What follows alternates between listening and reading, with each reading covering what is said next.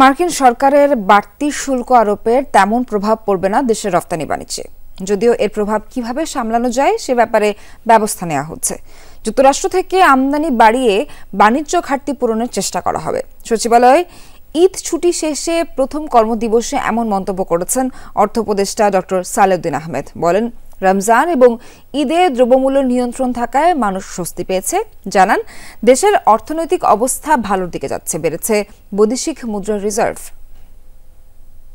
আমাদের রেমিটেন্স আসছে অনেক বেশি, এবার 3 বিলিয়নের মতো।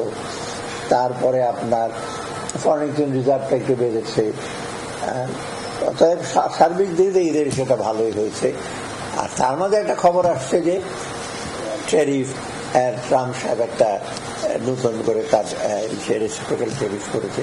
এটা মূলত তার ডেফিসিট প্রচুর, ওই ডেফিসিটটা কিভাবে কাভার করা যায় একটা গাণিতিক হিসাবে সে করেছে। কিন্তু এটা যে একটা ইমপ্লিমেন্ট করবে, কিভাবে করবে, এটা নিয়ে যথেষ্ট প্রশ্ন আছে।